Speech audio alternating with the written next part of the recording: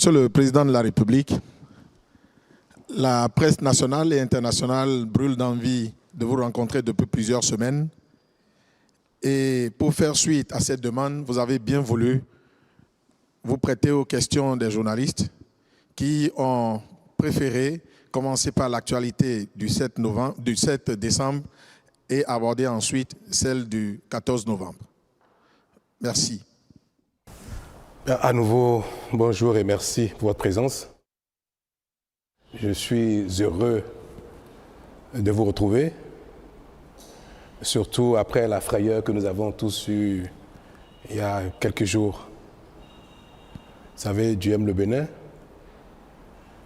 et nous allons jamais cesser de lui rendre grâce pour ça. Alors je suis à vous, on se parle cash. Madame, vous avez l'honneur. Merci Monsieur le Président. Je suis Inès Fassia, directrice de Bénin TV Junior. Les enfants m'ont remis plusieurs questions, mais dans ce lot-là, je vous pose une seule.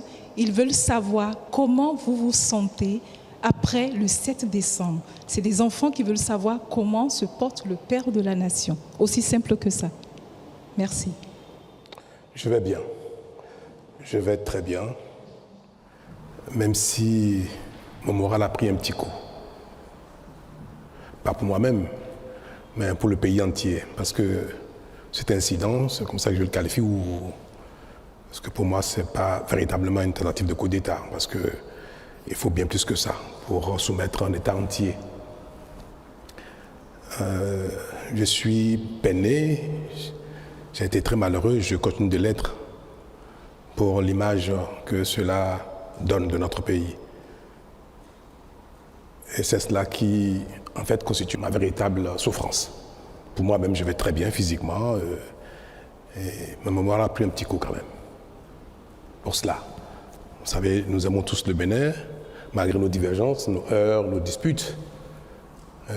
Je pense que la quasi-totalité des Béninois, elle était loin de penser qu'un tel événement se produira au Bénin. Ça nous ramène des dizaines d'années en arrière. Mais ça va, je veux espérer que tout le monde va bien également. Nous dites aux enfants que je vais très bien. Je leur dirai, avec votre permission, la deuxième question. Ils veulent savoir, à votre avis, qu'est-ce qui est important que les enfants et les jeunes du Bénin retiennent sur le Bénin aujourd'hui? À votre avis, qu'est-ce qui est important qu'ils doivent savoir du Bénin? Que le Bénin est un grand pays, une grande nation. Qu'ils soient fiers de leur pays, que même les plus grands pays du monde peuvent subir des épreuves. Ce n'est pas parce que nous avons connu une épreuve douloureuse, rare, que cela remet en cause la grandeur de la nation béninoise. C'est notre capacité à réagir, à faire face à ce genre de défis, d'épreuves, qui fait de nous aussi un grand pays. Donc qu'ils soient fiers du Bénin. Merci Monsieur le Président. Je suis Aboubakar Takou, quotidien Le Béninois libéré et BLTV. Monsieur le Président, le coup d'État, heureusement déjoué du 7 décembre dernier, est l'œuvre d'un démembrement de la garde nationale, une essence que vous-même avez inspirée et créée. Et à ce qui paraît, cette garde nationale est l'essence la plus chouchoutée de notre armée nationale. Monsieur le Président, avec le recul, n'avez-vous pas un sentiment de regret d'avoir constaté que c'est plutôt les enfants de la bonne maman qui ont été à l'origine de cette trahison à l'encontre de la République? Je vous remercie. Non, je n'ai pas de regret du tout. Et je peux vous dire que ce n'est pas la garde nationale qui a opéré l'attaque. Non. Heureusement. Vous savez, dans toutes les communautés du monde, quelle que soit l'époque, il y a toujours des marginaux. On ne peut pas reprocher à la nation béninoise d'avoir en son sein quelques voyous, quelques crapules, quelques marginaux. On ne peut pas reprocher à la garde nationale, à l'armée tout entière, d'avoir en son sein des crapules. Alors, ce qui aurait peut-être permis de qualifier la garde nationale d'un corps en rébellion, c'est si nous avons pu avoir tout le commandement, ou une partie du commandement. ou du sous-commandement, ou bien une frange importante de l'unité. Mais ça n'a pas été le cas, heureusement. Et ceux qui ont opéré l'attaque n'étaient pas tous, sinon, dans leur grande majorité, ils ne relèvent pas de la garde nationale. Ce sont quelques soldats qui étaient en séjour dans le camp de Togbe pour des formations, pour des mises à niveau assurées par quelques formateurs de la garde nationale. Et je peux vous confirmer que l'armée béninoise tout entière, et notamment la garde nationale, elles ont été extraordinaires. Elles ont, dans les premières minutes, confirmé leur allégeance à l'État, au chef supérieur des armées, à leurs autorités, et ont engagé immédiatement des hommes pour venir au secours de l'État, pour venir porter main forte au mater les voyous. Nous avons reçu un détachement de la garde nationale elle-même qui est à Dessa, à Lada, et un détachement également de la caserne de Ouida. Toutes les autres casernes ont appelé le chef d'état-major général, ont appelé le commandant de la garde républicaine pour demander la conduite à tenir. Savoir s'il faut engager toutes les casernes vers Cotonou pour protéger les institutions, protéger le palais, la résidence du chef de l'État, ou bien si l'incident était maîtrisé. En tout cas, toutes les casernes, tout le haut commandement, tout le sous-commandement a réagi dans les minutes qui ont suivi l'attaque. Et moi, ça m'a fait découvrir encore une fois que notre pays a franchi un palier. Vous savez, moi je n'appelle pas ça à la limite un coup d'État ou une tentative de coup d'État, c'est une attaque. Parce qu'un coup d'État, se saisir du pouvoir d'État requiert, certes, qu'il y ait une attaque du genre, mais qu'il y ait la possibilité que les différents corps d'armes se rallient. Qu'il y ait la possibilité que l'opinion publique, encore une bonne frange, se rallie. Que les institutions ou les principaux acteurs politiques se soumettent ou se rallient ou fassent allégeance. Mais nous n'avons observé rien de tout cela. Aucune caserne, aucun membre du haut commandement, du sous-commandement. Ils ont tous appelé, et je peux vous le dire, et je voudrais que vous en soyez fiers, ils ont tous appelé, et les voyous ont pris même eu l'outrecuidance d'appeler certains pour demander leur ralliement. Ils nous ont tout de suite informés de ces appels-là et ont exprimé leur attachement, leur loyauté à la République. Donc ce n'est pas la garde nationale, ce n'est même pas un démembrement de la garde nationale, ce n'est pas un commandement de la garde nationale, ni même un sous-commandement de la garde nationale. Je crois que nous devons garder notre fierté à l'égard de la garde nationale.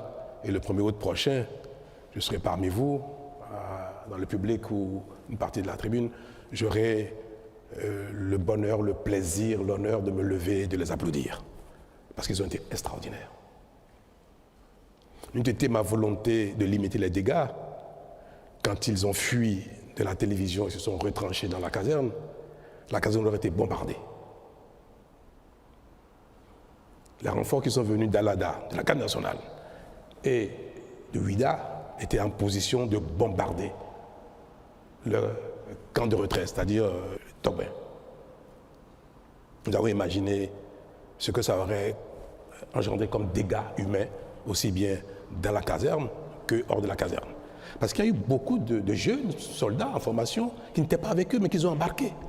Vous avez dû le constater dans la vidéo qui a circulé à l'occasion de leur prise éphémère de la télévision.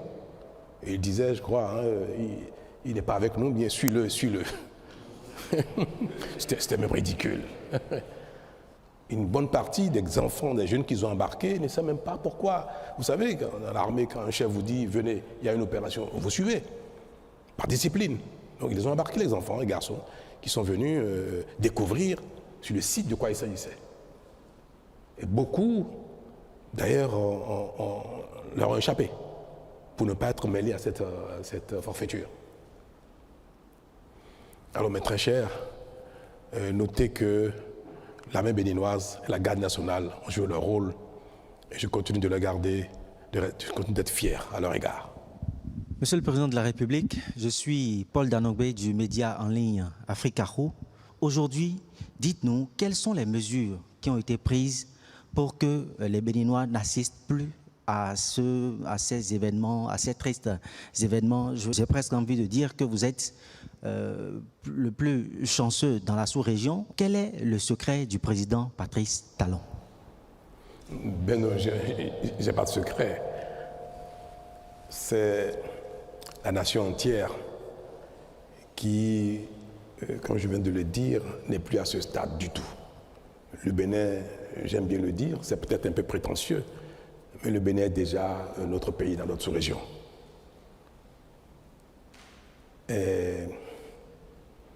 Certes, il y a eu des failles, c'est vrai. Je manquerais de sincérité si je ne vous l'avoue pas. Nous étions peut-être un peu dans un excès d'assurance et de constat de la paix, de la tranquillité d'un pays dans lequel tout le monde, malgré nos difficultés, nos peines, nos heurts, nos divergences, on pensait que le Bénin était loin d'être sujet à une telle chose.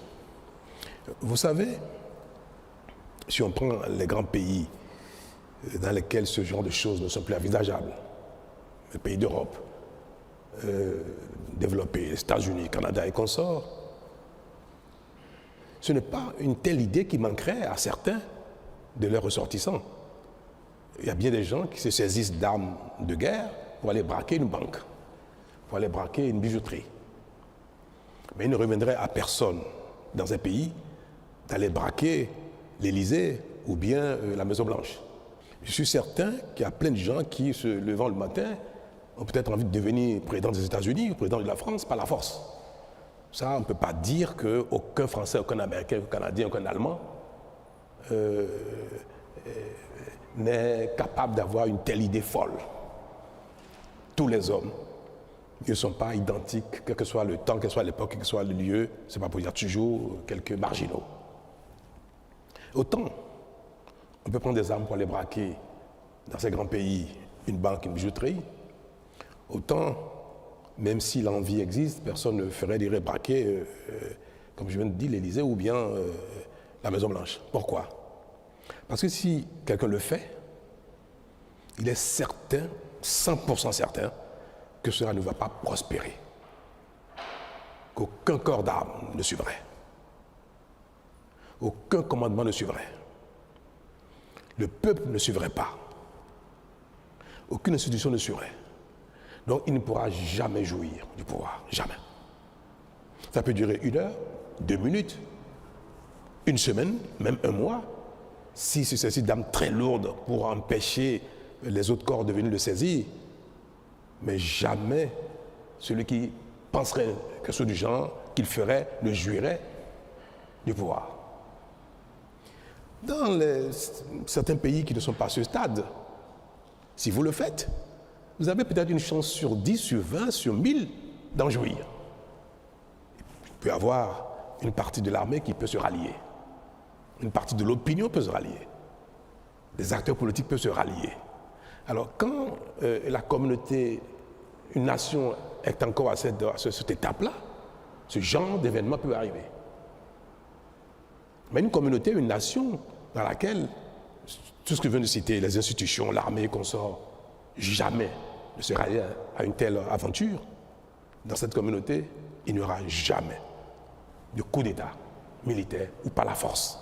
Jamais. Alors, il faut souhaiter que notre pays qui vient de démontrer qu'il est un grand pays reste sur ce palier et que notre évolution, notre émancipation, notre compréhension du monde, de la vie, des règles et consorts n'amène plus jamais aucune frange de notre société significative.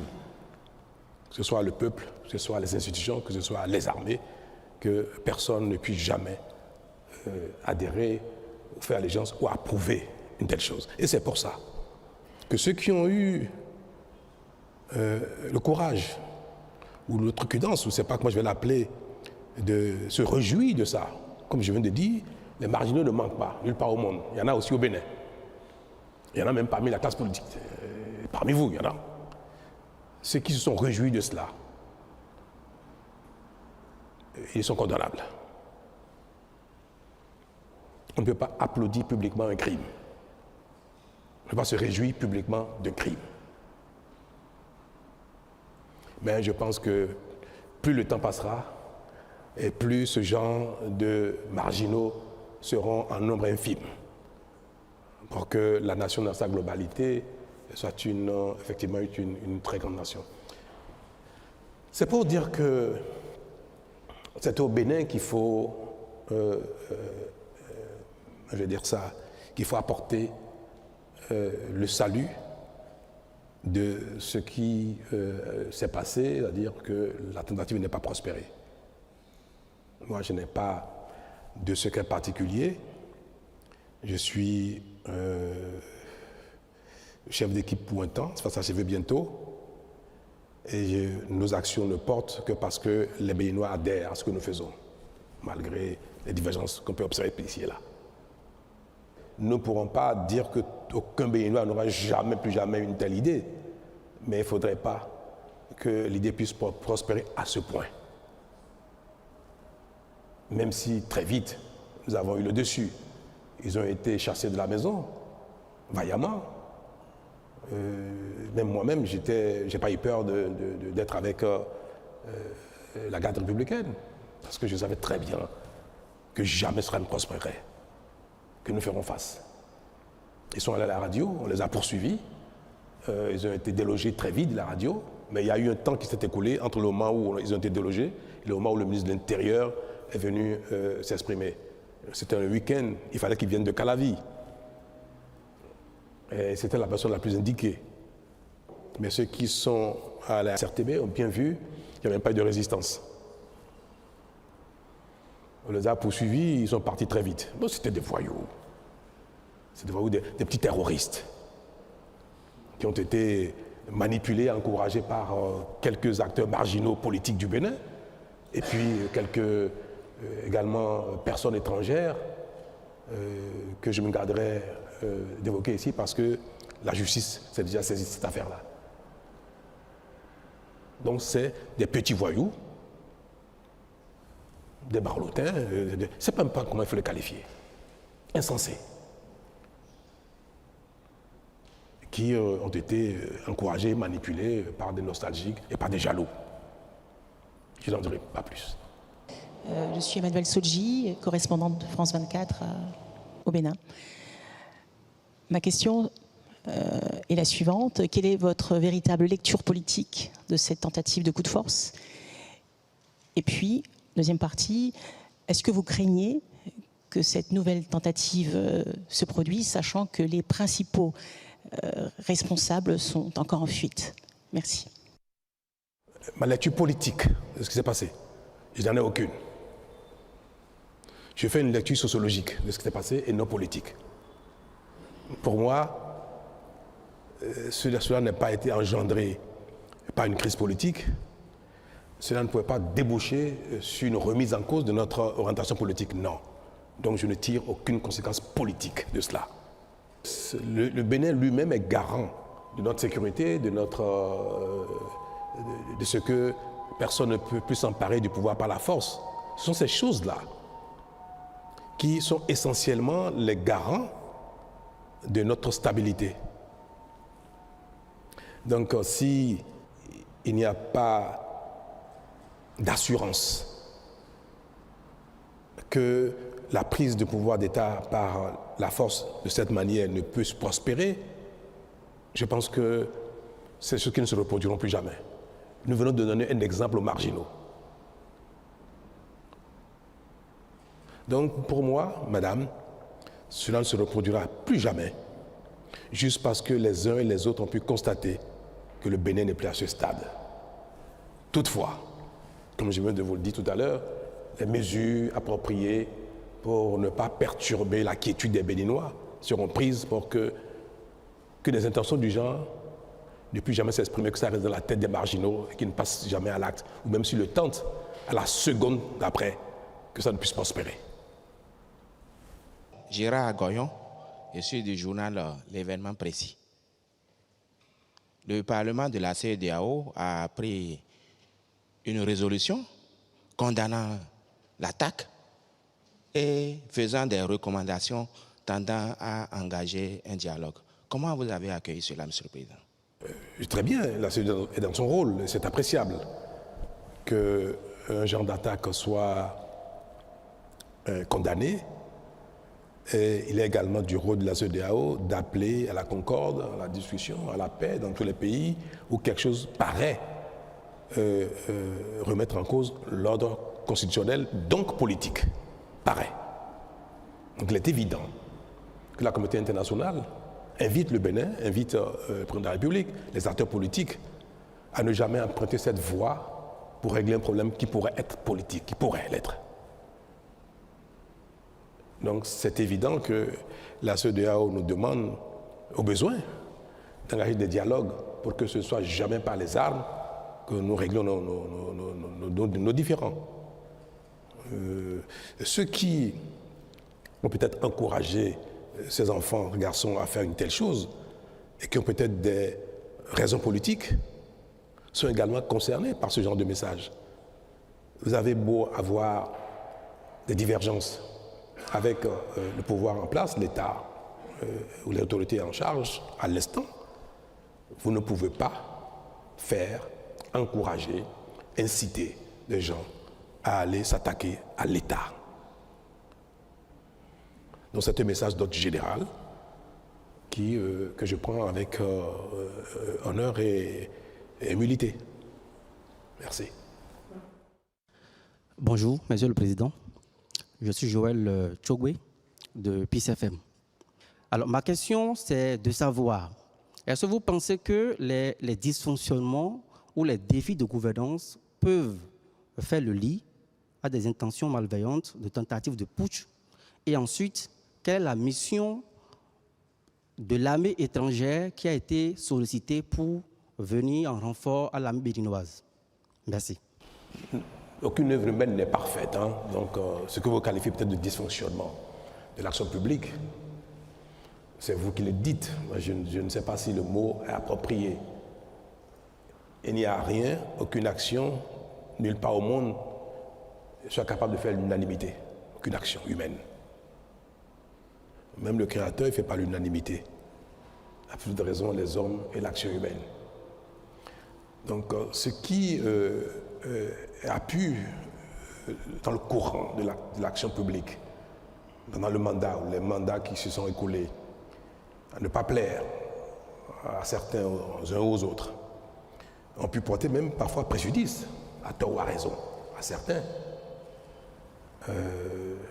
peuvent être de nature à ce que il soit souhaité que le président, le chef d'équipe décède. Pourquoi pas? On peut dire, oh là là, si une mort emporte celui-là, mes peines seraient finies. C'est pareil, hein, vous savez, quelqu'un qui pense que la rigueur de l'État, la rigueur des institutions est imprimée par le chef et qui lutte de manière implacable contre la corruption. Et si quelqu'un vide la corruption, il peut souhaiter que tout cela s'arrête par la disparition du chef. C'est humain, c'est humain. Donc pour moi, ce qui a pu se passer, même si des acteurs politiques que je qualifie de marginaux ont pu encourager les enfants, les garçons à le faire, je ne considère pas que cela est lié à une dérive de l'action publique, de l'État, dérive de l'autorité en charge de notre destin commun pendant l'instant actuel, que cela soit lié à un dysfonctionnement. Je ne sais pas ce qui serait ce dysfonctionnement-là, donc je ne fais pas cette lecture, comme je viens de le dire. Alors, pour ce qui est de l'intervention de l'armée de l'air du Nigeria, c'est un peu vers midi qu'après avoir analysé la situation en discussion avec les responsables militaires, le patron de la garde républicaine, le chef d'état-major général qui était en France, qui a dirigé les opérations de loin et qui s'apprêtait à prendre le vol et venir à Cotonou. C'est après avoir échangé avec eux que nous avons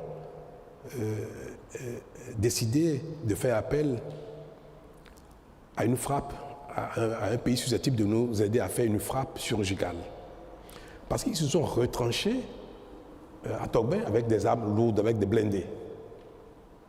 On avait neutralisé un des blindés devant la télévision nationale, mais ils sont retournés dans la caserne avec des blindés. Vous savez, dos au mur, ils peuvent encore faire des bêtises. C'est-à-dire commencer dans la caserne à tirer, à faire n'importe quoi, sachant que la cause était perdue. Nous avions nous aussi positionné des blindés non loin du camp pour les convaincre, résoudre à déposer les armes. Vous ne pouvez pas être certain que des gens qui ont fait une telle folie soient quelques minutes après capables de raison, dire bon, on laisse tomber. Donc il se pourrait qu'il y ait des échanges qui feraient beaucoup de dégâts dans le quartier de Togbin. La base est au cœur de Togbin. Je ne peux pas être président de la République, c'est parce que j'ai été éprouvé il y a quelques minutes que je vais dire, peu importe les dégâts que ça va occasionner, peu importe les vies innocentes qui pourraient être perdues. Mais nous avons dit, il ne faut surtout pas que les affrontements entre l'armée loyaliste, l'armée tout court et ces voyous engendrent encore des pertes en vie humaine. On avait déjà perdu 2 personnes. À cette heure-là, je savais déjà que l'épouse du général Bada était déjà décédée, je le savais déjà. Je savais déjà qu'on vient de perdre un des soldats de la garde républicaine. Je venais de voir un deuxième qui a reçu une balle qui a brisé complètement le bras. Donc pour moi, nous étions en train de perdre déjà 3 personnes. Est-ce que ces voyous, il faut les bombarder, les anéantir et les tuer? Nous avons aboli la peine de mort au Bénin. Nous n'allons pas, par nos armes, tuer des gens qui sont dans le crime. Il faut les arrêter, les condamner, mais pas les tuer. Il ne faut pas non plus tuer d'autres soldats qu'on savait très bien dans le camp, mais non partisans de cette affaire-là. Quand je viens de vous dire, suivez-les, ils sont avec nous. On savait déjà qu'il y avait plein de gens dans le camp qui n'étaient pas avec eux. Des gens dans le camp nous appelaient. On a eu des appels de soldats dans le camp qui disaient mais non, on n'est pas concernés, ce qui se passe n'est pas bien, et comme ça, qui n'étaient pas avec eux. Il faut préserver ces vies-là. Nous ne disposons pas d'aéronefs susceptibles de faire des frappes ciblées pour détruire 1 ou 2 de ces blindés, parce que c'est leur seule arme, c'était ça. Ce sont des armes puissantes, en face desquelles il fallait déployer la même force de frappe. C'est vrai, nous étions en supériorité. Toute l'armée béninoise, avec une vingtaine de garçons, c'est vite fait. Mais il y aurait dans tous les cas, si on avait utilisé nos armes, il y aurait des dégâts. Il y a un type d'arme dont le Bénin ne dispose pas. C'est des aéronefs susceptibles, très haut, de faire une frappe millimétrée. Peut-être que les temps à venir, nous allons l'acquérir. Mais vous savez, nous venons de loin et nous consacrons nos ressources à nous assurer du minimum. Notre stratégie de lutte contre le terrorisme, de préservation de la sécurité intérieure du pays, requiert des acquisitions assez spécifique. Les terroristes n'utilisent pas des blindés. Nous ne pensons pas que le Bénin irait un jour en guerre contre les pays voisins. Si on a beaucoup d'argent, on achèterait tout et n'importe quoi. On n'a pas beaucoup d'argent. On achète ce qui est utile, important, impératif pour nous.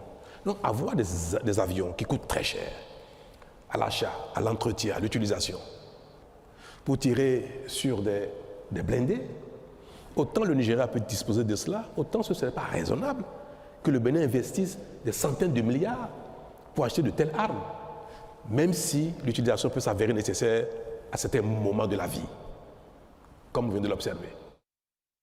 Pour préserver Togben, le quartier et les vies humaines, il fallait faire appel à une telle arme pour neutraliser un ou deux blindés de tête afin qu'ils comprennent qu'ils sont totalement nus et qu'ils se rendent. Donc vers midi, nous avons décidé de solliciter le Nigeria. Nous savions, le commandement militaire béninois savait que nos amis nigérians disposaient de tel équipement. On leur a fait appel via la CEDEAO, via le président Tinubu lui-même en personne, et nous avons opéré les formalités nécessaires dans la journée pour que ce soit une intervention qui se fasse dans le cadre de la CEDEAO, normée, bien précis, et nous avons dit dans quel cadre nous voulons le faire, et nous avons rassuré les Nigérians que cela éviterait beaucoup de pertes en vie humaine. Le président Tinubu a été rassuré de cela, parce que il ne faut pas, pour neutraliser une dizaine de gars, vingtaine, tuer des centaines d'autres.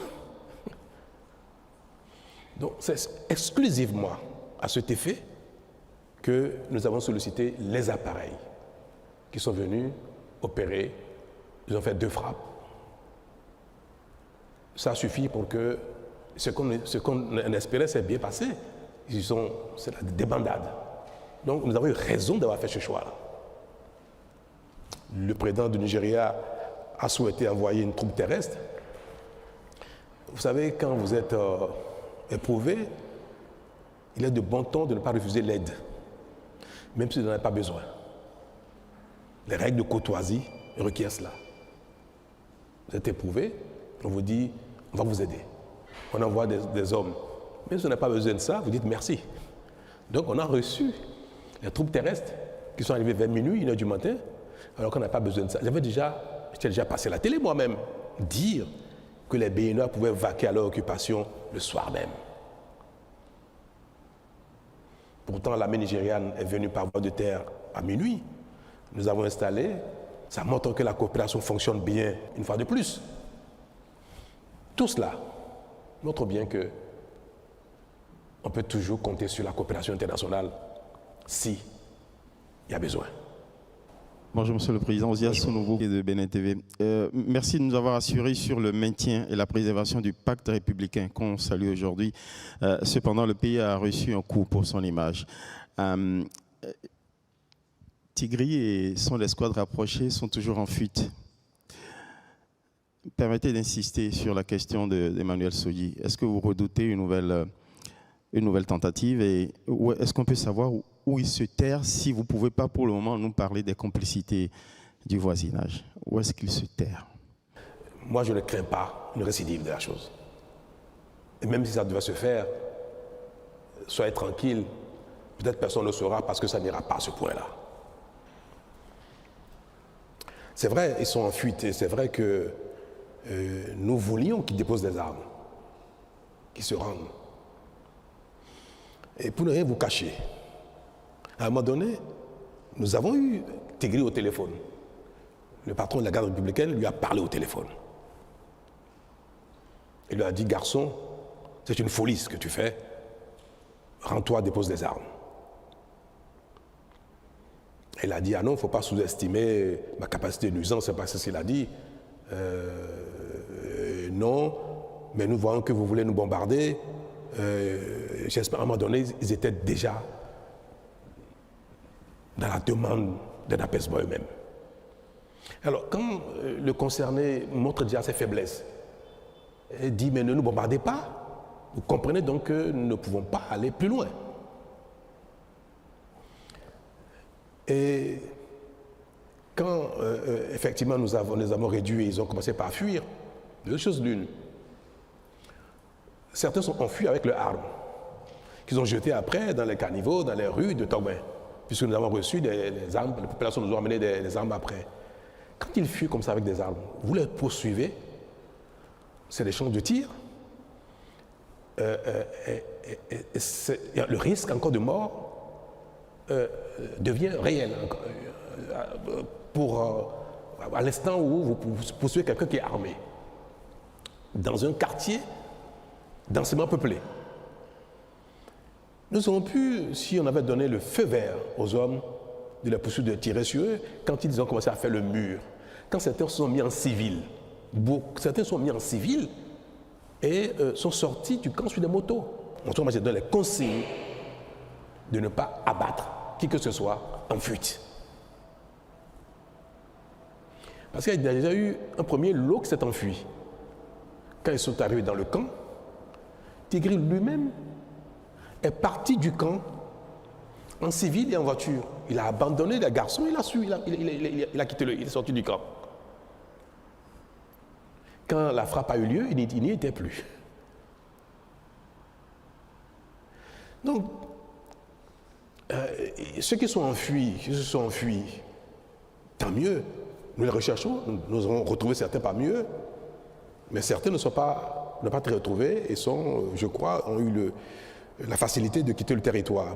Parce que vous savez très bien que la convivialité, la bonne cohabitation entre nos deux pays, la CEDEAO, même si parfois sur les papiers, ce n'est pas une réalité, entre les populations, c'est une réalité. Les échanges sont libres, totalement libres entre les populations sur les frontières. Et il n'y a pas que les points de passage officiels qui permettent d'aller du Bénin au Nigeria, au Niger, au Burkina ou au Togo. Donc ils ont pu passer les frontières. Et nous avons lancé les mandats d'arrêt contre eux. Nous avons sollicité les pays concernés pour coopérer et nous les livrer. Je vais espérer qu'ils vont coopérer, qu'ils vont nous livrer ces voyous-là, parce qu'il faut qu'ils en répondent. Mais je compte de vous dire, c'était moins de mal que ce soit enfui que les poursuivants. Nous fassions beaucoup de victimes dans Togben. Rachida Ousso de BIP Radio. Si vous me permettez, j'aimerais aborder le deuxième thème de cette conférence. J'aimerais évoquer la trêve politique. Est-ce que vous pouvez nous expliquer comment ça va marcher et est-ce que ça ne pose pas problème dans un pays démocratique? Merci. J'ai donc promulgué hier la loi portant révision de la Constitution. Et c'est vrai que dans les nouvelles dispositions, il y a, je vais le dire ça abusivement, l'instauration d'une trêve.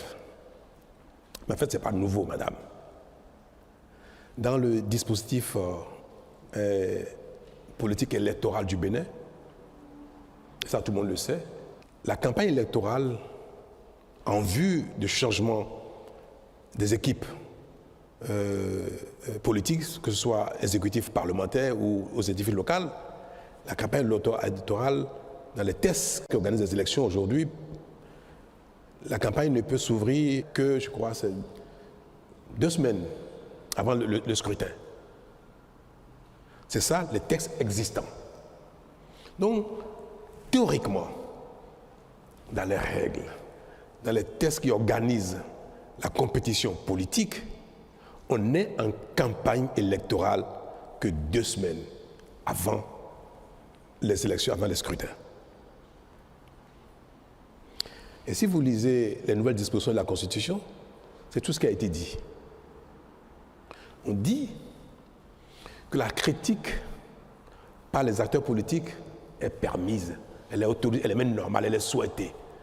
C'est dans la Constitution. Il faut que les acteurs politiques, notamment ceux qui ne sont pas en charge, puissent commenter, critiquer l'action de ceux qui sont en charge pour qu'il y ait amélioration, pour qu'il y ait des propositions alternatives, pour qu'il y ait des solutions.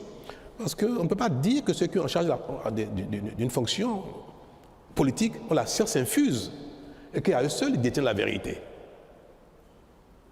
Donc, le principe même de la critique de l'action publique est consacré dans la Constitution, dans la nouvelle disposition, et de manière permanente. Il faut ne pas vous laisser entraîner par l'image des mots. Je dirais plutôt l'image, même pas le contenu. Parce que le mot trêve paraît très fort. Mais dans son contenu, la trêve ne concerne pas la critique de l'action publique. Mais nous savons très bien que personne ne respecte les 2 semaines de campagne que prescrivent nos lois. Et c'est pour ça que nous avons voulu mettre le doigt là-dessus, utiliser un mot fort pour interpeller les consciences, pour dire qu'on ne peut pas être en campagne toute l'année, tout un mandat durant. Un président qui est élu un jour J pour 5 ans, pour 7 ans bientôt, pour peut-être 10 ans, peut-être on ne sait jamais, ou peut-être pour 2 ans ou 3 ans. Nous sommes dans un modèle d'élection générale.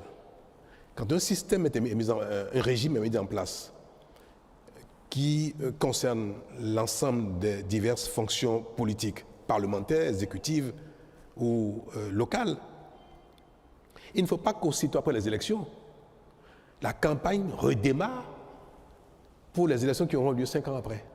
Et c'est ça qui a été redit de manière plus forte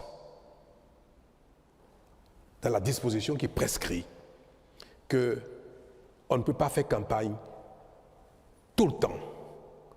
Et nous avons même élargi la période de campagne. On permet même que la campagne ait lieu, au lieu de 15 jours avant les élections, elle ait lieu même 1 an avant les élections.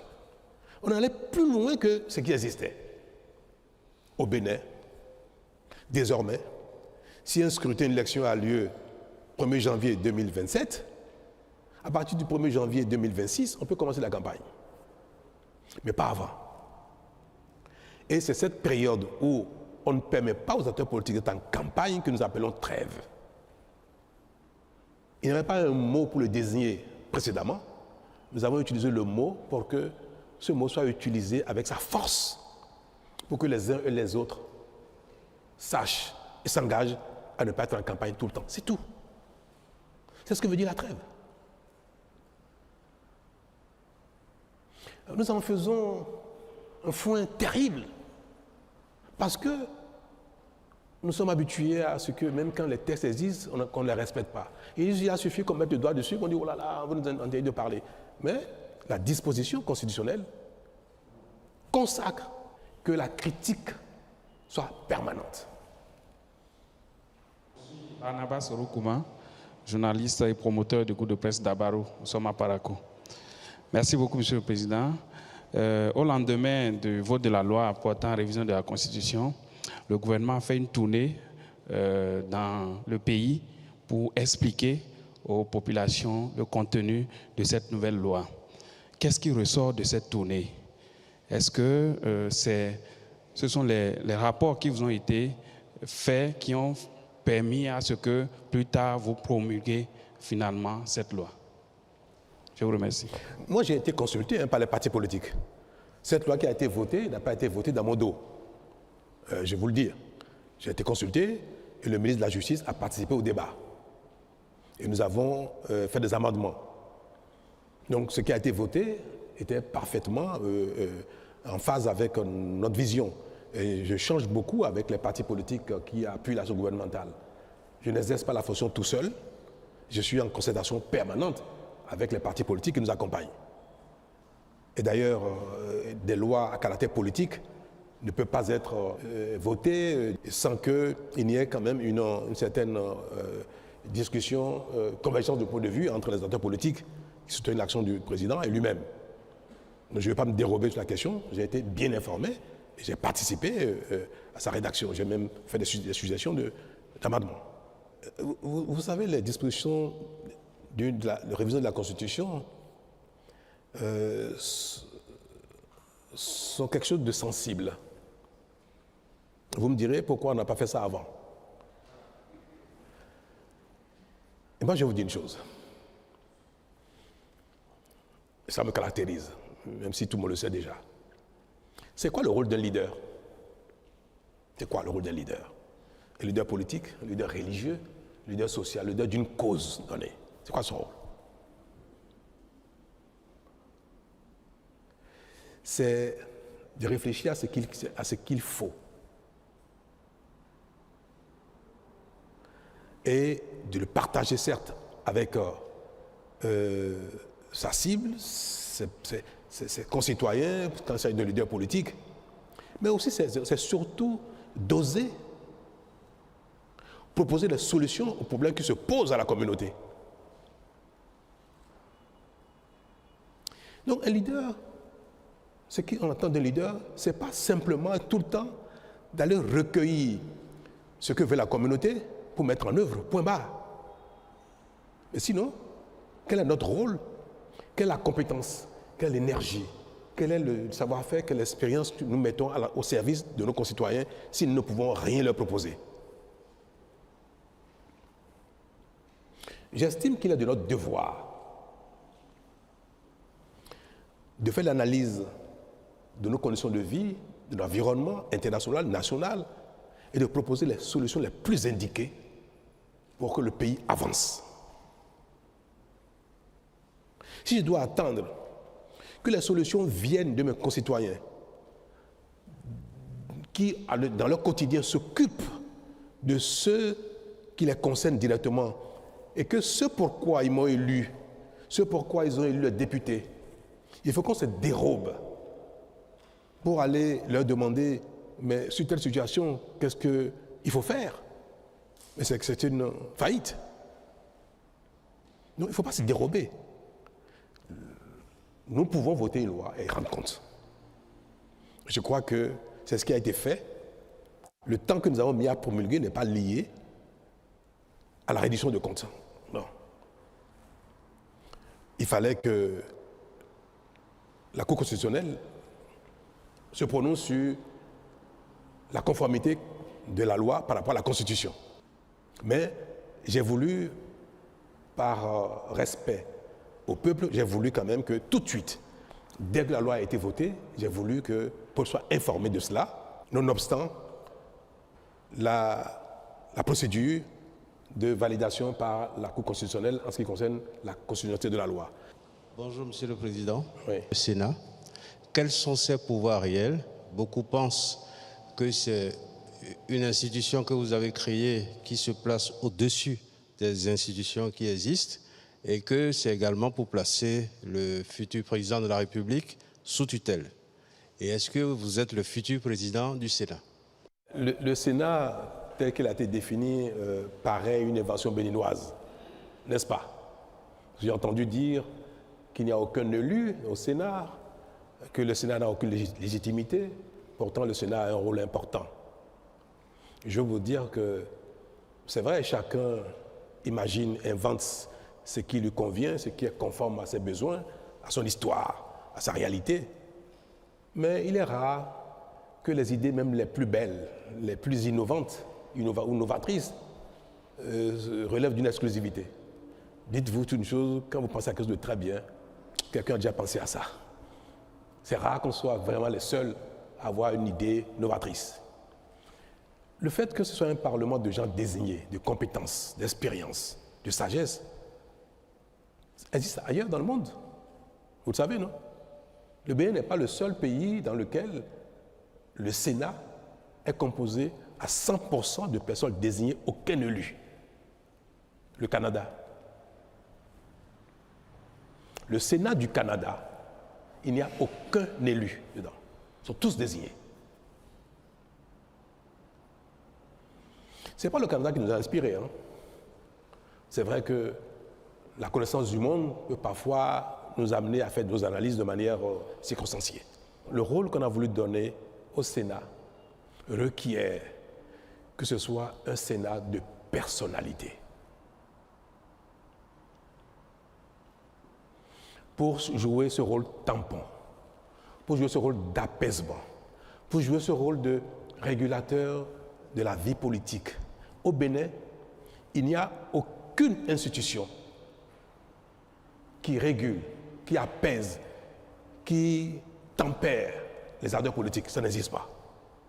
Et pourtant, c'est notre plus grand problème.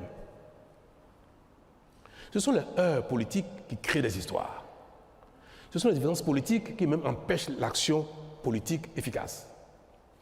Il n'est pas inutile qu'il y ait dans la République un conseil de sages. Nous l'avons appelé Sénat parce qu'il a quand même un petit rôle législatif. Et le thème consacré pour les institutions qui partagent avec l'Assemblée le pouvoir législatif, ce thème standard, c'est le Sénat. S'il n'y avait pas le moindre rôle législatif dans les attributions du Sénat, on l'aurait peut-être appelé le Conseil des sages. Mais tel qu'on l'a défini, le Sénat a également un autre rôle législatif parce qu'il y avait un vide dans le dispositif béninois, dans la Constitution en ce qui concerne les divergences entre le Parlement et le gouvernement. Vous savez, au Bénin, le président de la République, le gouvernement, peut également initier des lois qu'on appelle projets de loi. Le Parlement initie proposition de loi. Dans tous les cas, que ce soit projet venant du gouvernement, venant du président de la République, ou proposition venant des députés, c'est le Parlement béninois seul au Bénin qui vote la loi. Une fois que la loi est votée, si le président de la République n'est pas d'accord avec certaines dispositions qu'il estime non pertinentes pour l'action publique, pour la gouvernance du pays, pour l'efficacité de l'action publique, le président de la République peut demander une deuxième lecture. Et il dit, à l'occasion, il demande que telle disposition soit modifiée dans tel ou tel sens. Il peut suggérer même d'introduire de nouvelles dispositions dans la loi qui a été votée. Et le Parlement se réunit une seconde fois et une dernière fois sur la loi en question pour prendre en compte, pour analyser, pour examiner les demandes du président de la République. Le Parlement est autonome, souverain. Il a beau recevoir les demandes du président, il a beau recevoir ses commentaires, le Parlement peut ne pas suivre la demande du président de la République et voter la loi telle qu'elle avait déjà voté la première fois, ou voter différemment, en tout cas, peut ne pas donner suite à la demande du président de la République. C'est la réalité législative au Bénin. Mais nous sommes dans un régime présidentiel où l'ensemble de l'action publique, de développement, d'organisation, de sécurité, de financement, tout cela relève des prérogatives du président de la République. Quand il y a divergence majeure entre le président de la République, entre le gouvernement et le Parlement, il peut y avoir un blocage. Et on l'observe dans les grands pays où ils ont un système bipolaire, où le pouvoir est véritablement partagé entre un Parlement, je vais donner l'exemple de la France, entre le Parlement et le président de la République. Parce que ce n'est pas un régime parlementaire, c'est un régime présidentiel, mais qui partage son pouvoir exécutif avec la majorité parlementaire. Il peut y avoir des blocages terribles. Le Bénin n'est pas dans un régime du genre, mais quand même, les lois peuvent être votées sans l'approbation ou sans prendre en compte les demandes ou les exigences du président de la République. C'est bien pour la démocratie, mais parfois pour les pays comme les nôtres, ça génère des paralysies ou ça génère des perversions. Et c'est surtout les perversions qu'il faut craindre. Pendant longtemps, pour ceux qui ont la mémoire des choses, pour voter les lois au Parlement, ce sont des valises d'argent qui vont à Porte-Novo. Vous avez oublié ça apparemment. Pourtant, ça date d'à peine 10 ans. On en parlait de manière confortable. C'est devenu quelque chose de courant. Ça ne gênait plus personne.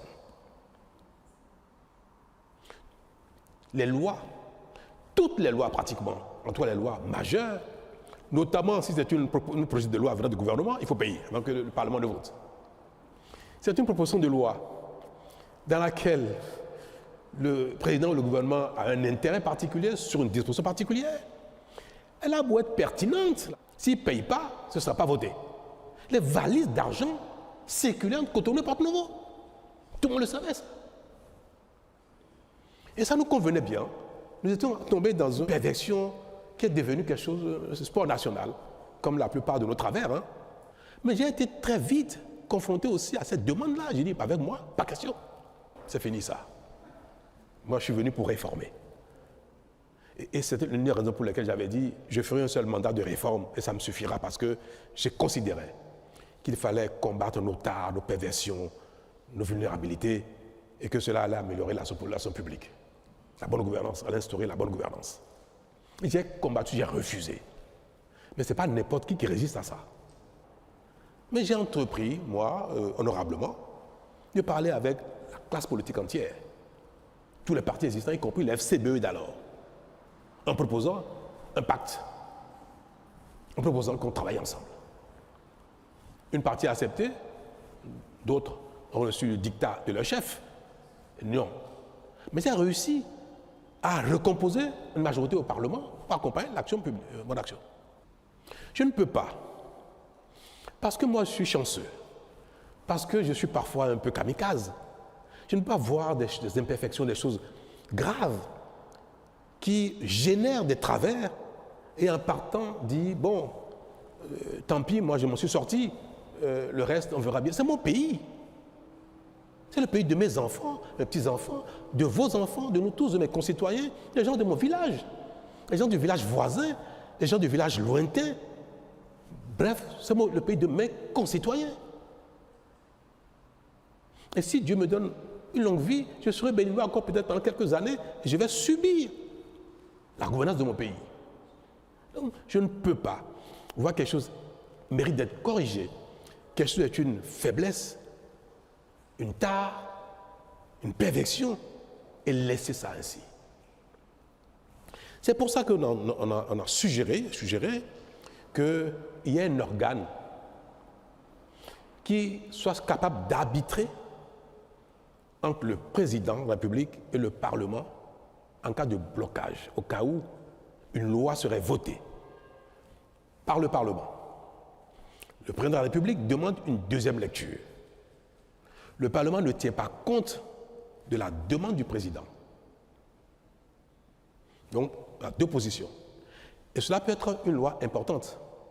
C'est vrai que les lois de finances, la Constitution a prévu les voies et moyens pour contourner les blocages. Mais il y a plein d'autres lois qui sont d'importance pour la République et qui parfois font l'objet donc de blocages entre le Parlement et le gouvernement.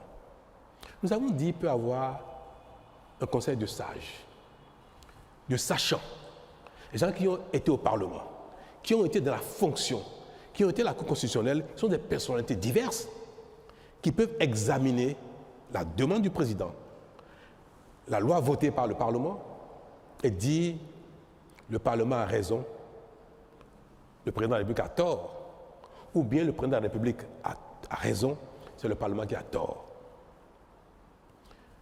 Un tel organe peut permettre, si le président de la République a des observations, des demandes qui vont dans le bon sens, qui sont d'intérêt général, un tel organe peut permettre que cette loi soit votée, soit promulguée selon les demandes pertinentes du président, afin que ce ne soit pas des considérations politiques, mesquines, qui empêchent la mise en œuvre de quelque chose qui est bon pour le pays.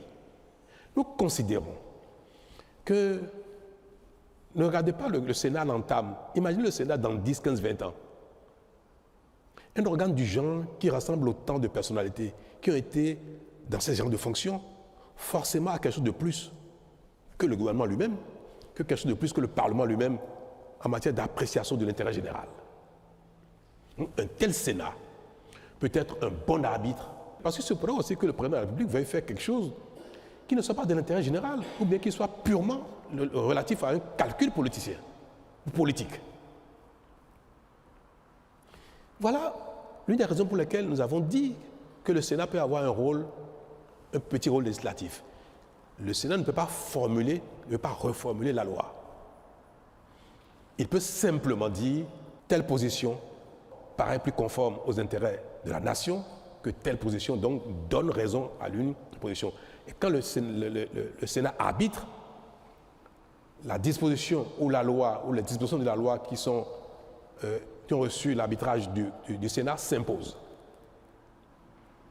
Et en ce moment, le président est tenu de la promulguer, ou sinon, la Cour constitutionnelle proclame la loi exécutoire. Voilà un aspect qui relève de ce que je sais de la fonction que j'ai exécutée pendant bientôt 10 ans. Le Sénat également peut demander parfois une deuxième lecture. Le Parlement a voté une loi et le Sénat estime qu'il y a telle disposition qui sont peut-être pas suffisamment pertinentes ou qui ne vont pas dans le bon sens. Le Sénat peut conseiller, en fait, peut demander au Parlement, je vous suggère d'examiner telle chose. Et vous revotez la loi. Si le Parlement vote la loi à nouveau, sans tenir compte des observations du Sénat, le Sénat ne peut rien faire. Le Sénat s'incline parce que le Sénat n'a pas véritablement le pouvoir législatif direct. Il peut arbitrer, il peut conseiller, mais il ne peut pas voter une loi. Donc, si l'Assemblée nationale n'est pas favorable aux observations du Sénat, l'Assemblée vote en son âme et conscience, souverainement. Et maintenant, c'est une affaire entre l'Assemblée et le président de la République, qui sont les deux qui détiennent la légitimité du pouvoir législatif et exécutif. Voilà. Voilà pourquoi nous avons instauré le Sénat. Il y a une troisième prérogative, mission du Sénat, c'est d'appeler de temps en temps les acteurs politiques à la raison. Vous savez, on me dit, mais la Cour constitutionnelle est déjà un organe qui régule la vie politique, mais ce n'est pas vrai. On dit, mais les acteurs politiques peuvent répondre devant la loi de ce qu'ils font. Mais on ne répond pas souvent devant la loi, les acteurs politiques, de nos actions politiques.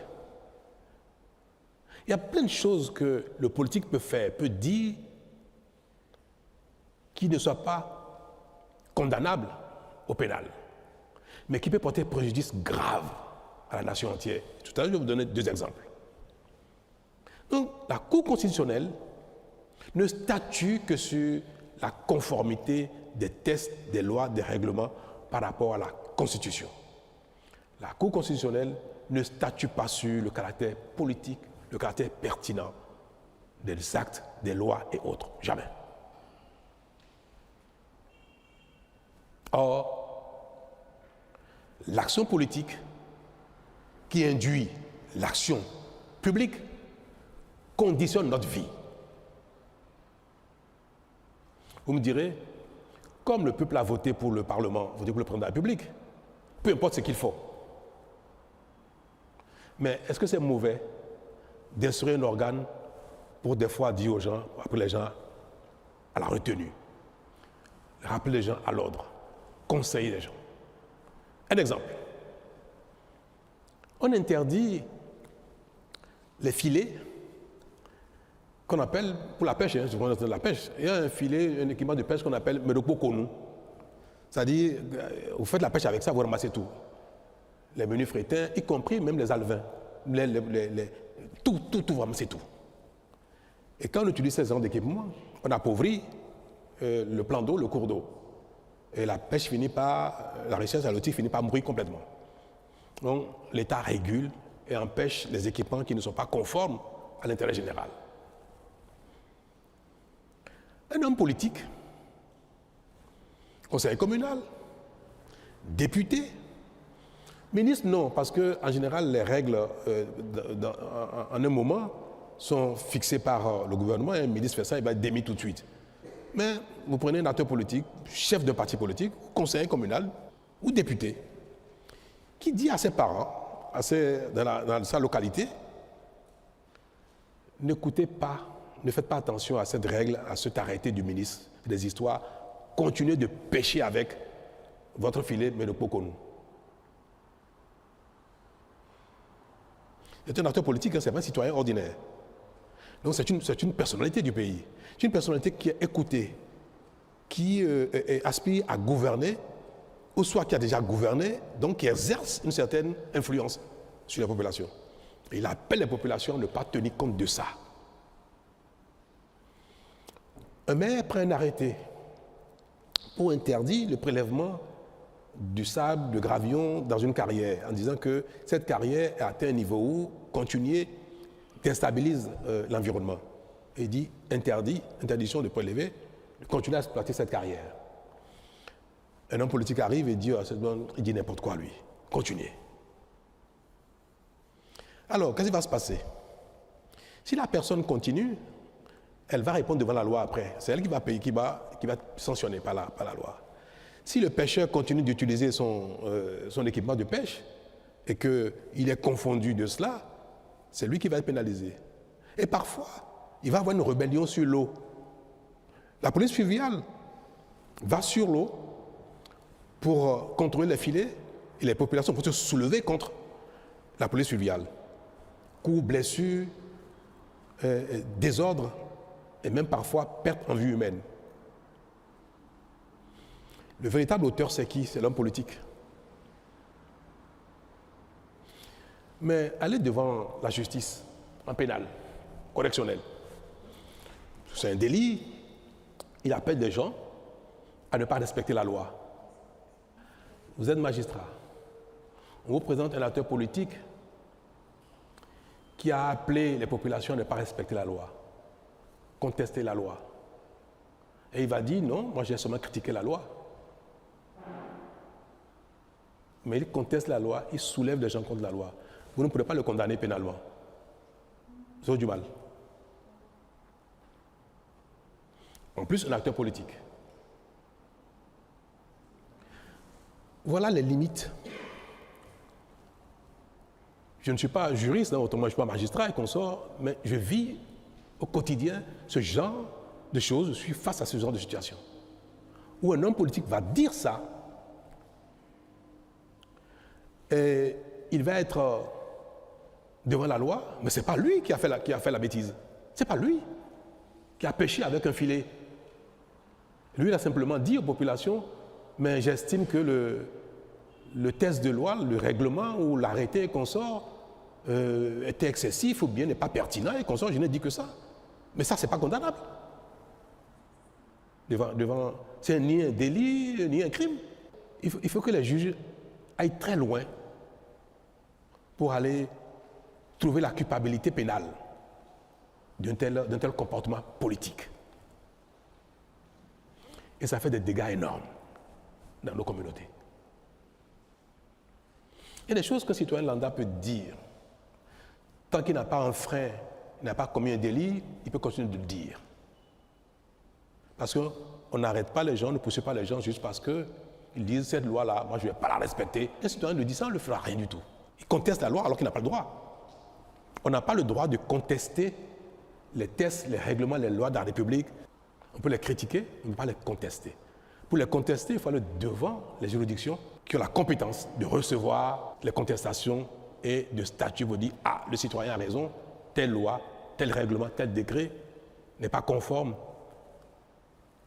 à l'ensemble du dispositif positif légal de notre pays. » Mais en dehors de la contestation devant la juridiction, théoriquement, personne n'a le droit de contester l'autorité de la loi, des règlements, dès lors qu'ils sont en vigueur. Donc, que les citoyens, même si on ne doit pas le faire, qu'ils contestent l'autorité de la loi et des règlements, on ne peut pas mettre les gens en prison pour ça. Mais qu'un acteur politique, une personnalité politique, qui a de l'influence, qui aspire à gouverner, qui a même déjà gouverné, fasse de telles choses, Ce n'est pas pénalement qu'il faut régler ça, il faut régler ça politiquement, il faut l'appeler à la raison. Il faut qu'il y ait parfois, un observatoire pour dire tel ou tel, ce que vous faites pour un politique, pour un chef de parti, pour un ministre, pour un député, pour un conseiller communal, ce n'est pas bien parce que vous remettez en cause l'ordre global. Le Sénat a aussi ce rôle-là, de pouvoir interpeller les acteurs politiques sur des choses qui sont contraires à l'intérêt général, qui sont contraires à la sécurité, qui sont contraires à la paix. Quand un homme politique dit « Moi, je vais appeler les miens, ils vont venir si vous allez vous affronter sur le terrain. » D'un homme politique, ce n'est pas bien. Mais est-ce que vous allez le poursuivre en pénal pour ça? Parce qu'il a dit « Je vais appeler les miens, vous allez venir s'affronter. » Non. Ce n'est pas tout qui est pénal. Il faut éviter aussi d'amener les acteurs politiques systématiquement devant la loi parce que ça crée trop de problèmes. Ce qui n'est pas convenable politiquement. Il faut qu'il y ait un organe pour leur dire « ce n'est pas bien ce que vous faites. Ne faites plus ça, ne dites plus ça. » Et si là, les personnes refusent, récidivent, vont jusqu'à demander qu'il y ait un coup d'État, vont jusqu'à demander à ce qu'il y ait la guerre civile, vont jusqu'à demander que les populations s'affrontent. Là, on peut dire, ah non, là, vous exagérez. On peut prononcer même une sanction politique contre ces personnes-là. C'est tout. Nous mettons en place dans notre pays des dispositions qui accompagnent notre dynamique de développement, la compétition politique, l'activité politique, comme dans tous les autres domaines où, quand on est dans un métier, il y a des codes de déontologie, il y a des lois, des règlements qui les organisent, qui sanctionnent. Il n'y a qu'en politique où aucun test, aucun règlement, aucune institution n'appelle à recadrer l'activité politique, l'action politique ou les propos politiques. Ça n'existe pas au Bénin. C'est le seul métier. On peut faire ce qu'on veut et il n'y a personne qui peut vous rappeler à l'ordre. Si vous êtes médecin, infirmier, artisan, policier, je ne sais pas quoi, zémédien et consorts, votre activité est réglementée. L'activité politique, non. Vous pouvez faire ce que vous voulez. Vous pouvez appeler les gens à se tuer. À la limite, on ne vous dira rien. Est-ce que c'est un tort de proposer qu'il y ait un conseil de sages qui appelle les uns et les autres à la raison pour que nous vivions plus en harmonie et que l'action politique publique soit efficace et non chaque fois objet de conflits, de guerre. Voilà, mesdames et messieurs, l'intérêt du Sénat. Je pense qu'il serait bien que nul ne se dérobe. Que nul ne se dérobe. Que toutes les personnes qui ont servi ce Bénin, ce pays, qui ont une certaine personnalité, une expérience, une certaine notoriété, acceptent, pendant qu'ils sont encore un peu vigoureux, d'être dans ce conseil de sages. Moi, je ne vais pas me dérober. Et j'espère que personne ne se dérobera. Personne. Ce n'est pas très contraignant d'être dans ce conseil, dans ce Sénat, pour donner son opinion, pour apprécier ce que font les uns les autres, pour conseiller et pour apaiser, pour servir de tampon. Non. Donc, je pense, je vais l'espérer, que toutes les personnes visées vont accepter de siéger au Sénat, y compris moi-même. Monsieur le Président, je suis Éric Guédénon de Canal 3 Télévision. Alors, la loi que vous avez promulguée, il y a la question des mandats.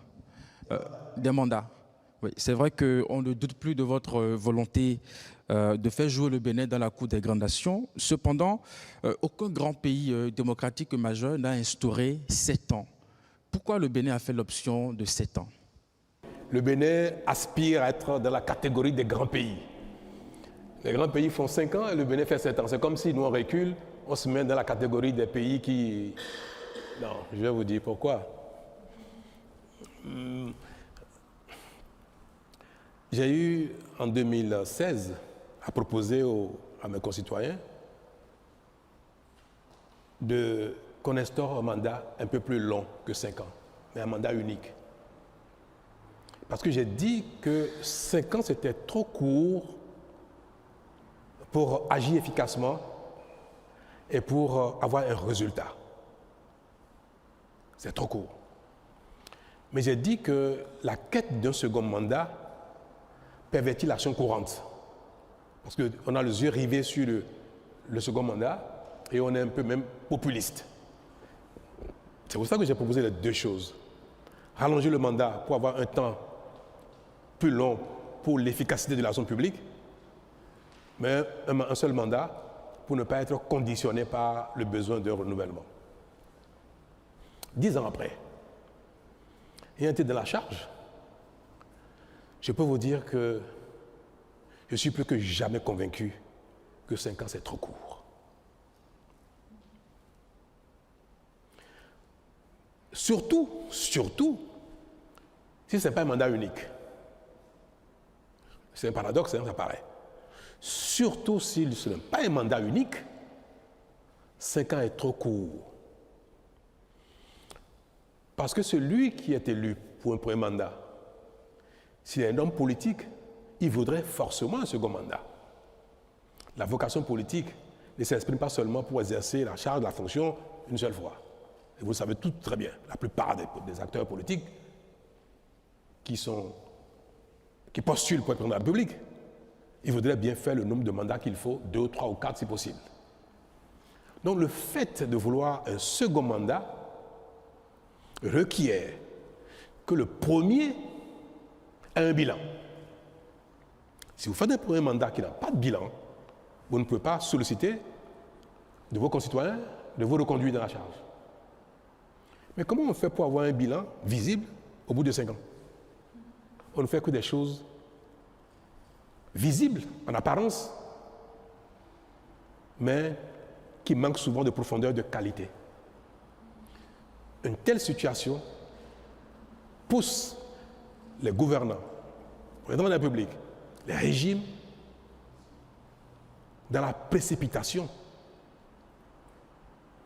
Et tout ce qui est fait est bâclé. Sans études, sans compte expertise, sans donner le temps qu'il faut aux entreprises pour exercer, quand c'est des travaux, que c'est une réforme, tout ce qui relève de l'action publique est fait de la précipitation. Parce qu'on veut, au bout de 2 ou 3 ans, avoir un résultat visible.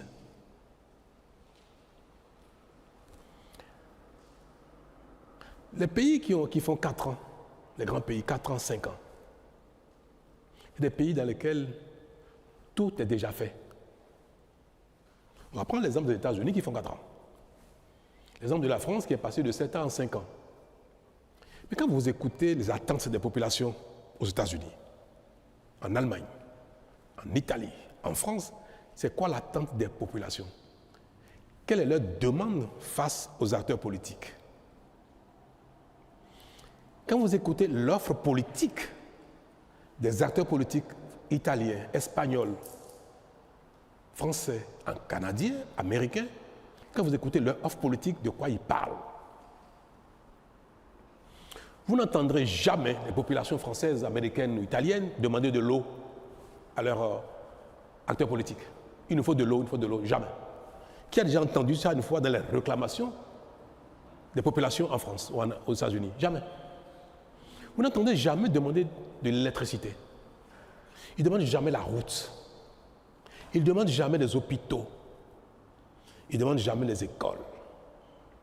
Même pas les universités. Peut-être des centres de recherche.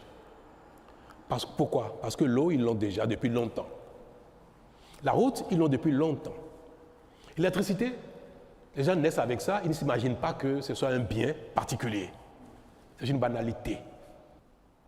Vous n'entendez pas les gens dire, dans ma région, je veux une université. Les gens ne demandent pas ça.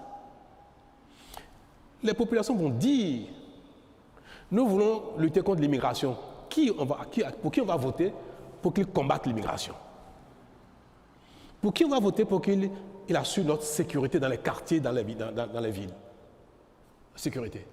Lutte contre l'immigration. On va entendre Nous ne voulons pas aller à la retraite à 65 ans, on veut continuer à la retraite à 60 ans. Des choses qui relèvent du confort de vie et non des fondamentaux de survie même, d'existence. Nous sommes sur deux planètes différentes. Nous sommes dans deux mondes différents. Le président américain, jamais quelqu'un lui demandera « Oh, l'électricité, consort, école et consort », jamais. Lui va parler d'impôts. Il va parler d'immigration. Il va parler de la rivalité avec la Chine. À la limite, on peut élire un président américain pour 1 an. C'est suffisant. Parce qu'on veut qu'il prenne des mesures tout de suite contre l'immigration. Un décret suffit. Une fois qu'il a pris le décret, il peut dire bye-bye. Il a satisfait les besoins de ses électeurs. Une fois qu'il a fixé le taux de douane sur ce qui doit venir de la Chine et partout, et qu'on soit, il peut dire bye-bye, j'ai fini. Donc, le temps d'action pour un président américain, 1 an peut suffire pour qu'il satisfasse les demandes de sa population. 1 an peut suffire. Si vous allez en France, il faut combien de temps à un gouvernement pour voter la loi, prendre les décrets pour mettre la retraite à 60 ans, 65 ans, 70 ans? Il ne faut pas 2 ans, il ne faut pas 5 ans. Il faut combien de temps pour prendre un texte pour modifier les conditions d'immigration en France? Pas du temps. Alors, nous imitons des gens qui n'ont pas du tout le même problème que nous. Alors que pour construire des routes, quand vous voulez, on attend de vous, dans chaque localité, qu'il y ait des routes dans chaque localité. Si vous faites ça ici, vous ne faites pas ça là-bas, après les 2 ou 3 ans, vous avez les élections, ils ne voteront pas pour vous. Vous n'avez rien fait pour eux, pour la route. Moi, je suis arrivé, j'ai espéré qu'au bout de 5 ans, j'aurais atteint 80-90% de couverture en eau potable. C'était mon plan, c'était ma volonté, on était engagé là-dedans. Il y a encore des endroits où on dit, mais on a demandé de l'eau, vous êtes venu ici en campagne, on n'a pas eu l'eau. Certains n'ont pas eu de marché, pas eu de stade. Nous avons une course contre la montre. Ça a été terrible. Moi, j'ai pris 20 ans en 5 ans. Ouais, je n'étais pas comme ça il y a 10 ans.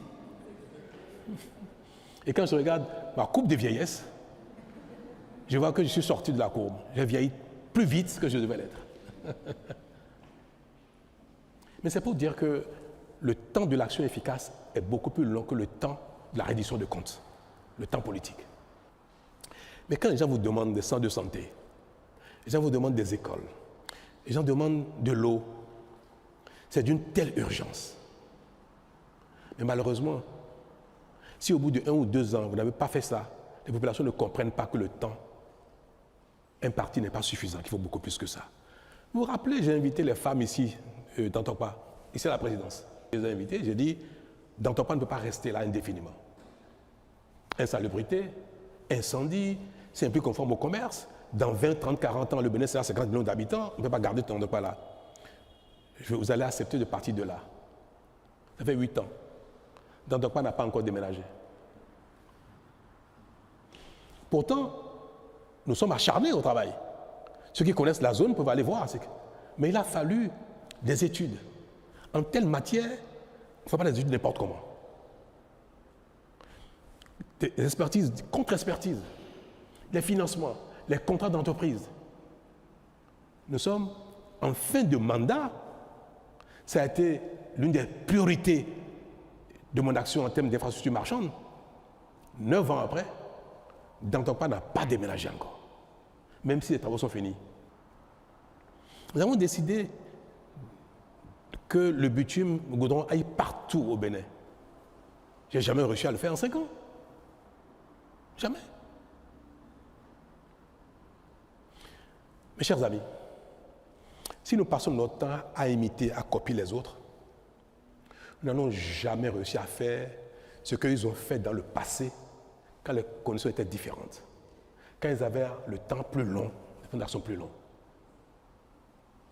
Nous faisons un saut dans l'avenir avec nos besoins qui datent du Moyen-Âge et nous voulons utiliser les mêmes outils, les mêmes tests, les mêmes temps que ceux qui ont fini avec ça il y a 50 ans, il y a 100 ans, il y a 200 ans. Si nous voulons que nos hommes politiques, les présidents que nous allons élire, ne fassent pas un remake de Maria Gleta, il faut leur donner le temps de l'action. Maria Gleta a été un échec pour 2 raisons essentielles. La précipitation. Le président Boni-Yayi, je pense qu'il est lui aussi, il voulait qu'il y ait de l'électricité. Parce que c'est des choses qui dans votre bilan, vous qualifient. Tellement ils étaient pressés qu'ils sont adressés à des gens incompétents. Ils n'ont pas le temps d'apprécier la compétence de ceux qui leur font des études. Ils n'ont pas eu le temps de demander des contre-expertises pour voir si c'est pertinent, sur les choix technologiques qui ont été proposés. Les vendeurs d'illusions, il y en a partout dans le monde. Vous êtes pressés, on va vous vendre n'importe quoi. On a donné un temps de réalisation qui était trop court. Même si la corruption a été un élément. Mais je pense que l'élément fondamental d'un tel échec, c'est le défaut d'études pertinentes, le défaut du temps nécessaire pour une bonne expertise et le défaut du temps nécessaire pour la construction d'une unité fonctionnelle qui marche et qui est capable de traverser le temps. Et des erreurs comme ça, on en a commis partout. Vous avez vu les vidéos sur l'Assemblée nationale, Porte Nouveau, qu'on ne peut pas habiter parce que c'est trop dangereux, qui a été démoli maintenant. Les études ont été défaillantes. Qu'elle a été construite sur la base d'une étude qui avait beaucoup de faiblesses.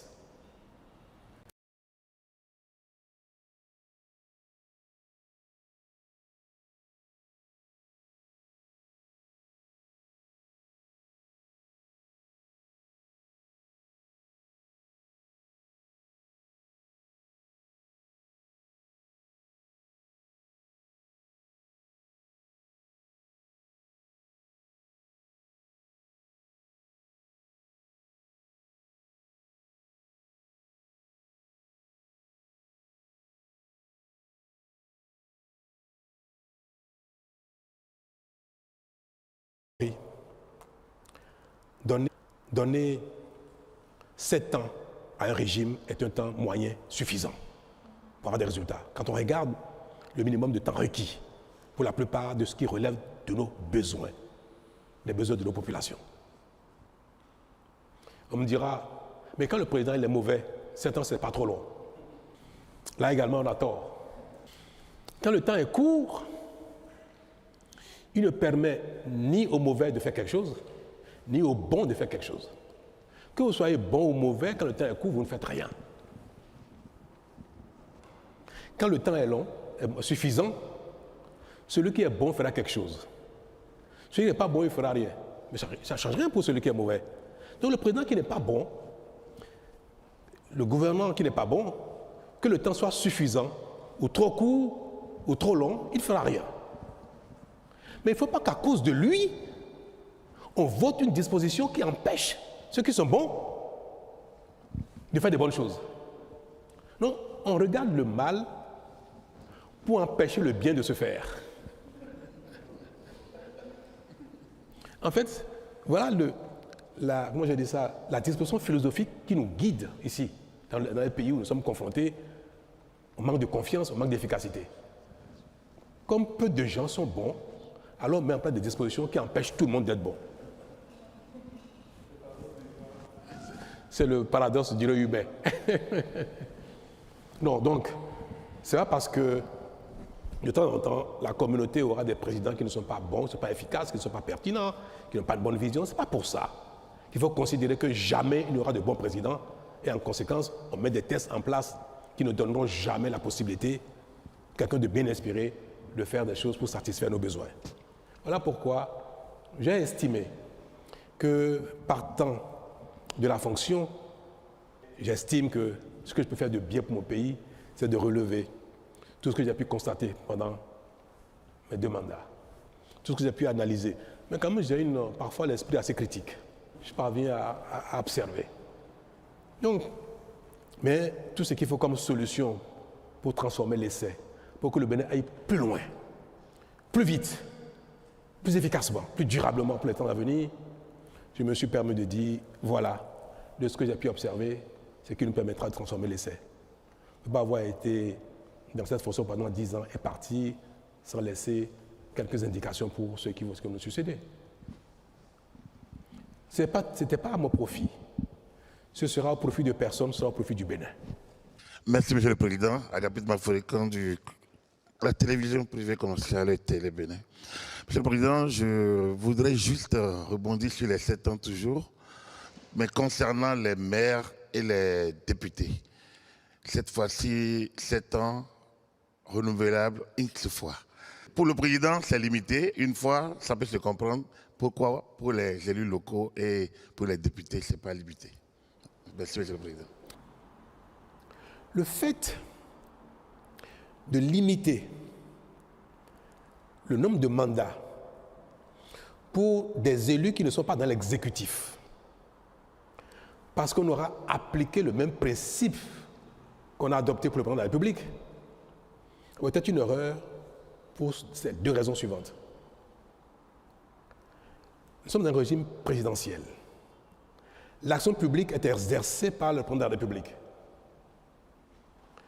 Tout ce que je viens de dire, le bilan, le temps d'action, l'efficacité dans le rôle, l'énergie qu'il faut pour mettre tout ça en œuvre, c'est requis pour le président de la République, mais ce n'est pas requis pour un député. Est-ce qu'on est d'accord? Donc nous sommes en fait dans 2 champs différents de compétences, 2 champs d'exigence, 2 champs de disponibilité différents. Ce qui justifie qu'un président de la République ne pas rester longtemps parce qu'il va s'écléroser, il va se fatiguer, sa vision, il va rester enfermé dedans, il ne va pas pouvoir faire les corrections qu'il faut, il est dans l'action. Et pour ça, il ne faut pas qu'un homme s'éternise au pouvoir. Mais par contre, le député le plus efficace, qui va avoir le plus de pertinence dans l'action parlementaire, c'est le député qui a de l'expérience. Et on peut l'observer. Les parlementaires sont plus pertinents dans les analyses, dans les suggestions, dans les propositions, dans les analyses comparées, quand ils ont de la matière, quand ils ont de l'expérience. Donc, on prive le pays de ce que les gens ont pu capitaliser comme expérience politique et qui est requis dans l'action parlementaire, qui est requis dans l'action législative. Voilà une raison suffisante pour dire qu'on a appliqué les critères du président de la République aux autres alors que ce n'est pas du tout la même chose. La deuxième raison, c'est la démotivation que cela peut générer dans l'animation de la vie politique et dans l'appartenance au parti politique. Celui qui ne peut plus être un élu, il est démotivé, il n'est plus engagé, il n'est plus actif. Est-ce qu'il faut systématiquement qu'il y ait un renouvellement systématique des acteurs politiques ou bien il faut qu'il y ait un renouvellement mérité? Est-ce que c'est parce que d'autres attendent qu'il faut nécessairement dire ceux qui ont déjà été acteurs politiques quitter la scène que les autres montrent? C'est une façon d'amener, de faire la promotion, non pas par le mérite politique, mais pas simplement le principe de renouvellement systématique. Ce n'est pas en toute chose dans la vie que le renouvellement systématique est un bienfait, est pertinent. Il y a bien de domaines dans la vie où il ne faut pas renouveler les gens de manière systématique. Un médecin qui a capté de l'expérience, vous dites qu'il est trop vieux, dès que quelqu'un sort de l'école, il faut qu'il le remplace. Si on fait ça, on va tuer la qualité de la médecine. Vous direz que comparaison n'a pas raison, mais je peux vous dire que si on veut que les partis politiques se renforcent, restent dans la durée, concourent à la stabilité politique, concourent à la continuité de l'action publique, il faut que ce soit les populations qui décident pour qui vont voter. Il faut que ce soit les partis politiques qui décident de qui va monter de rang, de cran, de palier en raison de son intelligence, de son génie, de son engagement, de son militantisme et de ses mérites, au lieu de rendre cela systématique. On a fait une erreur. J'estime que celui qui est bien né doit pouvoir corriger ses erreurs sans qu'on ne lui répète 2 fois. Merci, Monsieur le Président de la République. Franck Aounon de Canal 3. Alors, je voudrais savoir quel est le contenu de la critique qui est consacrée par la Constitution. Qu'est-ce qu'on y met concrètement? Merci. On n'y met rien du tout. La critique, c'est la critique. Seulement que la Constitution recommande aux acteurs politiques, notamment ceux qui ne sont pas en charge à un moment T, leur recommande qu'en critiquant, de proposer des solutions. Si vous dites que quelque chose n'est pas bon, vous êtes un acteur politique. Parce que c'est facile de dire, vous prenez un test pour organiser la pêche, ce que vous avez dit n'est pas bien. Vous ne voulez plus qu'il y ait des filets de tel type, vous avez pris un règlement, un arrêté pour le faire, ce n'est pas bon pour telle raison. Voilà plutôt la solution qui permet de régler le problème de non-approvisionnement de nos cours d'eau. Mais si vous dites que ce n'est pas bon, point bas, ne faites pas ça, et la population ne fait pas, ce n'est pas bon, ce n'est pas, pour un acteur politique, ce n'est pas bien. D'autant que nous voulons que par la Constitution, on veut réserver aux acteurs politiques la gouvernance du pays. On les privilégie. On dit ce sont les partis politiques. Ce sont ceux qui ont un parcours politique qui vont gouverner le pays. Alors, si on leur donne ce privilège, il faut aussi qu'on leur dise quels sont les contreparties qu'il va avoir. Critiquer, mais proposer. Même pour l'humain que nous sommes, critiquer sans proposer, c'est de l'insulte. Ou alors, quand vous critiquez, vous dites « je ne sais pas comment il faut faire, hein, mais je pense qu'il y a peut-être mieux à faire ». C'est déjà une façon différente de la critique que souvent les acteurs politiques n'ont pas. Donc, cher monsieur, la Constitution n'a pas limité le champ de la critique. Elle recommande simplement aux acteurs politiques qu'ils puissent de temps en temps faire des propositions quand ils trouvent que quelque chose n'est pas bien. Et recommande également à l'exécutif de mettre en place un cadre de concertation avec les acteurs politiques d'opposition pour que ceux-ci n'aient pas que la rue, n'aient pas que les médias pour leur proposer des alternatives à leur choix d'action publique. Donc, la Constitution a recommandé 2 choses. À celui qui est dans l'exécutif, de créer un cadre de concertation, et recommande que celui qui n'est pas dans la charge, de pouvoir faire des propositions concrètes quand il estime que l'action n'est pas bonne, mais la critique, elle est libre. Et pour les politiques, et pour les citoyens simples. Merci.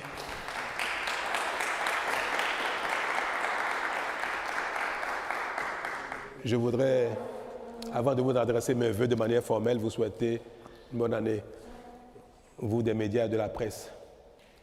Le Bénin fait son chemin. Nous allons souhaiter que 2026 nous apporte davantage que les années passées. Bonne santé à tous, du métier, et qu'il y ait un peu plus de ralice.